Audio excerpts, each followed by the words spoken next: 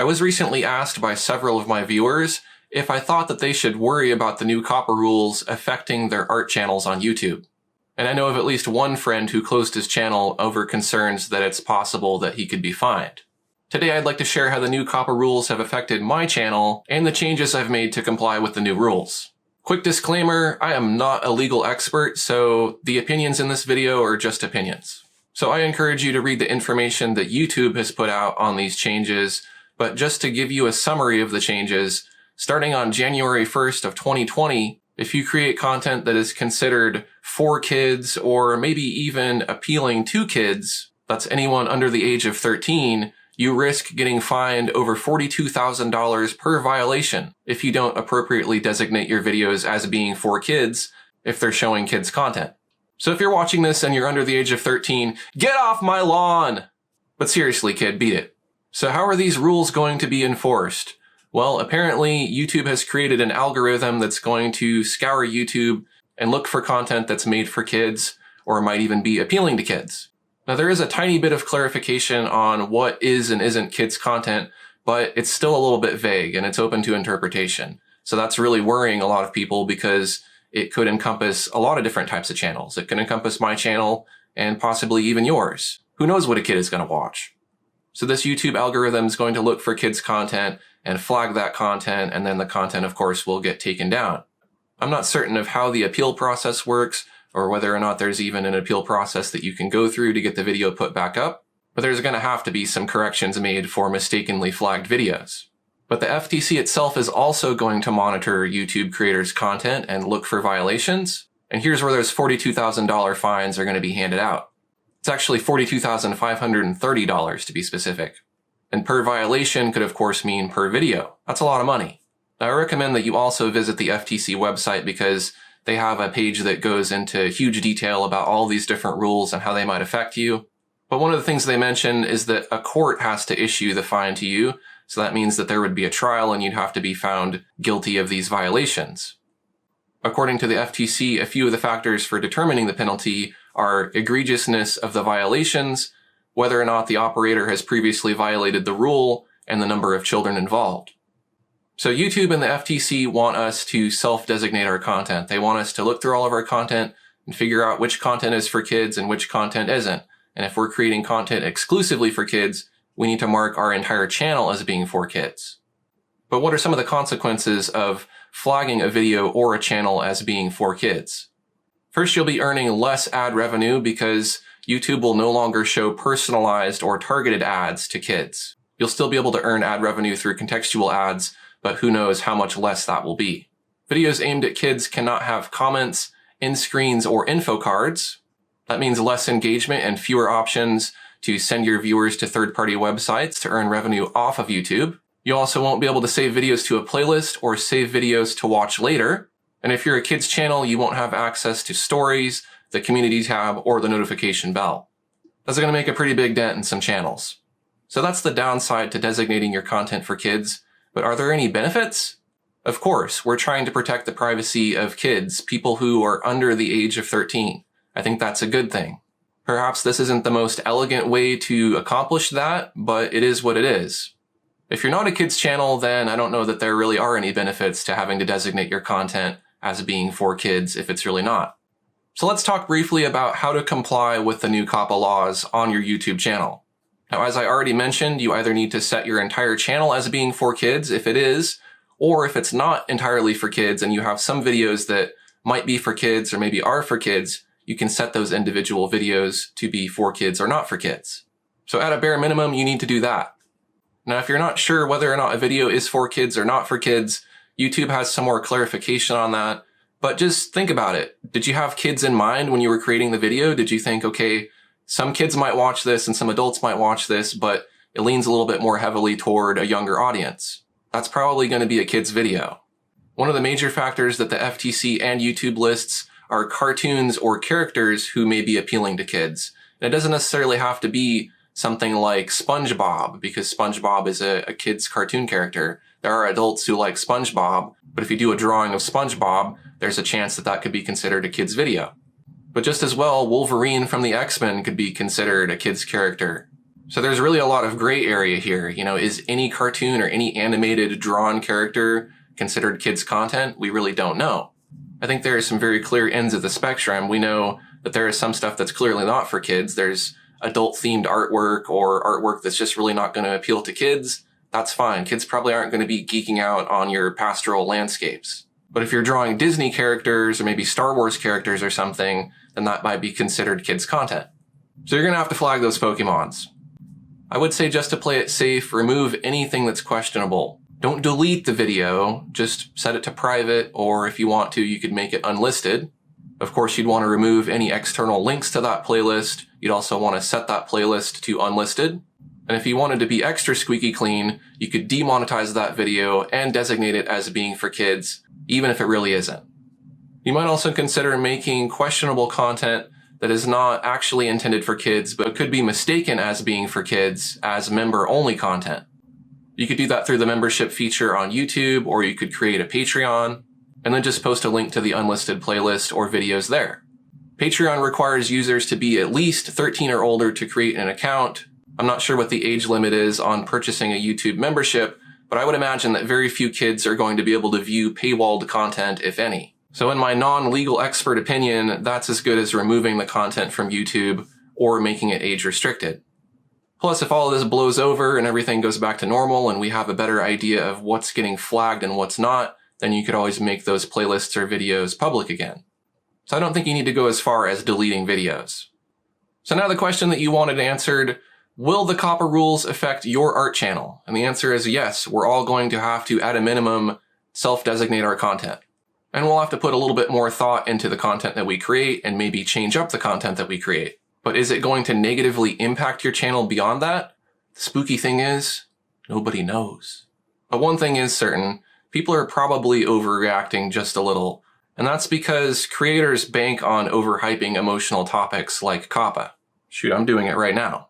So yes, art is something that kids are interested in, but I don't think the FTC can afford to be that broad. They're going to look for kid-themed art videos. And sure, there's a lot of gray area there as well, especially when you have adults like myself who are nostalgic about characters from their childhood and they want to share that with other adults. But realistically, these changes will probably only affect the biggest offenders and larger art channels. YouTube and the FTC are going to follow the money trail here, and they can probably easily identify kids content creators who make substantial ad revenue from targeted ads. If YouTube has been collecting data from kids, which they have, then they already have an idea of which kind of content appeals to kids and which content is just watched incidentally by kids. They've built an algorithm to identify kids' videos, so they know what they're looking for. I think these new regulations are really just a case of these larger channels complying with the law. The average YouTuber who's not creating content specifically for kids is probably not going to have much to worry about. But if you're a small art channel that's growing fast, you may want to rethink the content that you create if it's heavily focused on being appealing to kids. Now, the larger art channels are definitely going to feel the sting a bit more. There are tons of channels that do fan art on YouTube, and these folks might see their revenue tank. Animators will likely also take a big hit because it takes so much time and effort to make animation that it might not even be worth it anymore.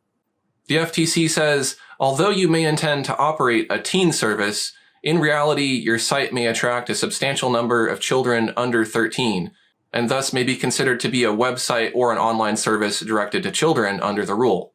I would say a lot of the popular art channels fall under this category, so that's really troubling for those channels. Another thing to consider for these bigger channels is they might have email lists and websites and products, and those should all be considered as well if you're receiving traffic from kids. For example, if your email list collects first and last names, then that could be a violation if the person submitting their information is under the age of 13. Kids probably aren't spending money on you anyways, but if they are, you need to make sure that your website is in compliance with Coppa as well. Now, there's going to be a lot of us that are just kind of in this gray area where, yeah, we're not really for kids, but we create some content that might be considered kids content. I mean, that's encompassing a lot of channels, right? So how do you even determine if you're making content that's appealing to kids? YouTube says not to rely on the demographics data in your YouTube analytics to determine your primary audience, but I think that's probably the best metric available to you to determine whether a particular video or channel is being consumed primarily by a younger audience, perhaps even unintentionally. The FTC says, as the operator, you should carefully analyze who your intended audience is, the actual audience, and in many instances, the likely audience for your site or service. I'd say if you're getting most of your traffic from adults, I doubt you need to be worried about being singled out as a kid's channel. But I would also look at individual videos because you might have specific videos that appeal more to children, and those would need to be classified or removed.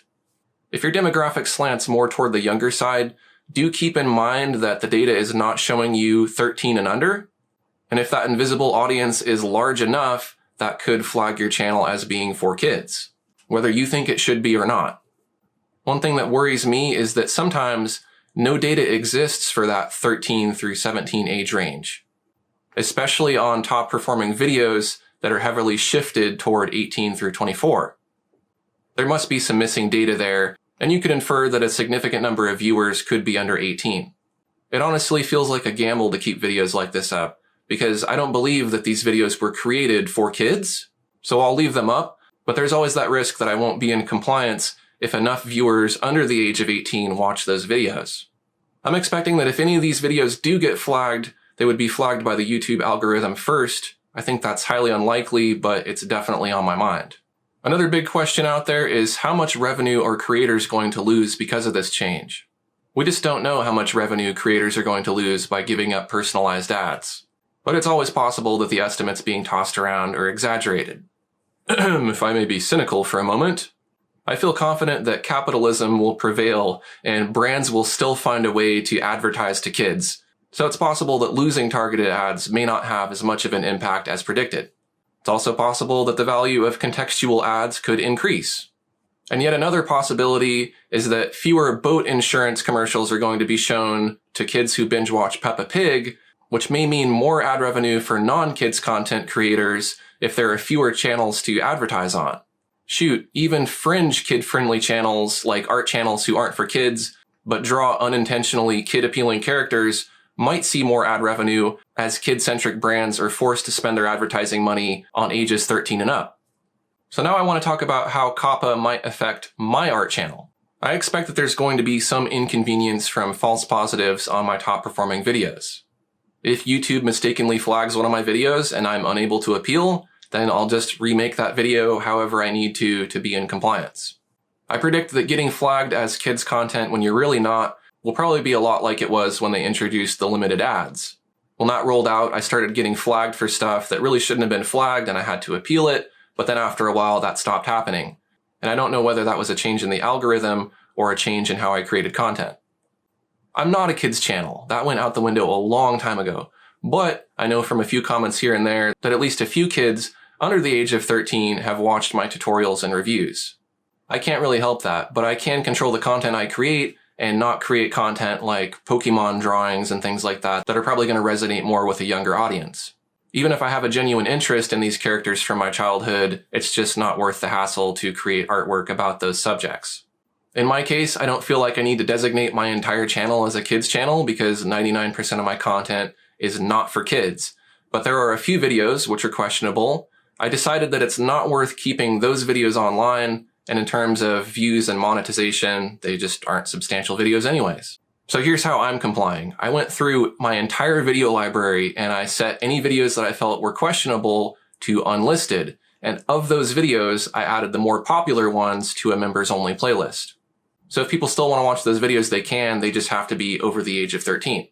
And they got to give me some money. So to give you a more detailed description of how I went through my content, I searched through the content for any kid-appealing keywords.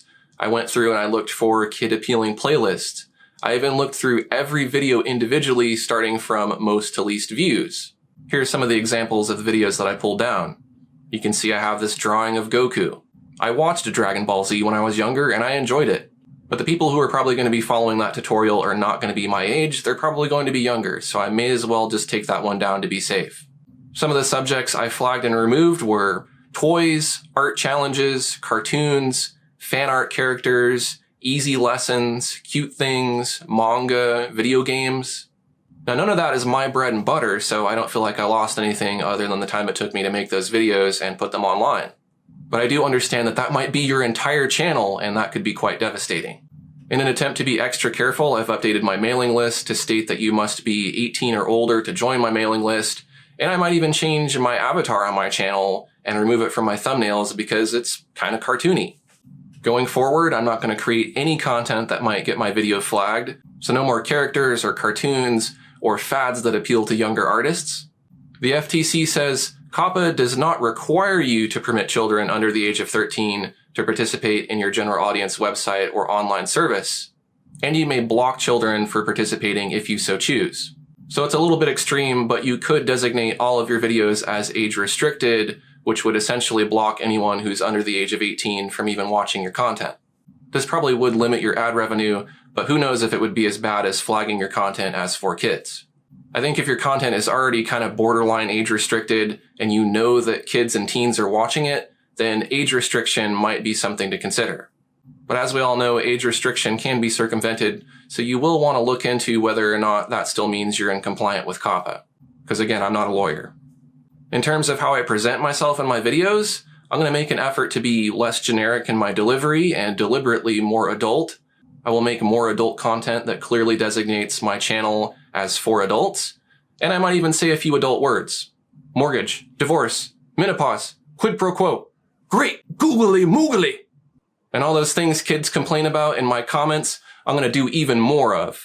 You kids think I sound like a robot? I'm going to be even more cold and emotionless. You think I look like Rob Schneider? I'm going to go Rob Schneider lookalike even harder. But really, I can probably just keep on doing my thing because kids think I'm boring and my audience is primarily adults. But I am going to use this as an opportunity to focus on my niche and not be so broad. And it gives me peace of mind that I made the right decision in creating content that, while immature at times, has always been intended for a mature audience. Now, I've tried to have a sense of humor about all of this, but I don't want to offend any of my younger viewers because I think younger artists deserve to be able to enjoy art videos as well. I don't want to make anyone feel unwelcome on my channel regardless of their age, but I do have to make it clear for legal reasons that my channel and my content are and always have been primarily for adults.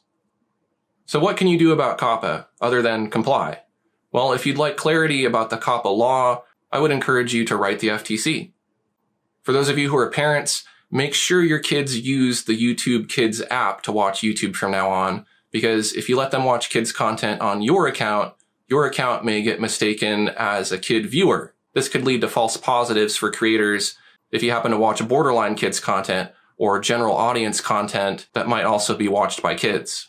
Now, before I go, I want to share one last thing that might be helpful for those of you who feel like you might need to change up the content you create to be less appealing to kids. Sometimes people comment and say that my channel is dead, but that's only because their standard of success is often based on channels with a younger audience who have a ton of free time to watch videos. In reality, view counts don't necessarily equal success. My older audience may not have as much free time to watch every single one of my videos, but they do have disposable income, which means I do quite well financially from product sales and memberships. Plus, I earn pretty good ad revenue rates because advertisers want to spend money on people with disposable income. So having to create content for older viewers is not at all a bad thing. So those are my thoughts on Coppa. I'm interested to hear how the new Coppa laws have affected your art channel. Comment below and let us know. And if you're interested in some digital art videos for viewers over the age of 13, make sure to subscribe to my channel and check out some of what I have to offer. Thanks for watching, and I'll see you next time.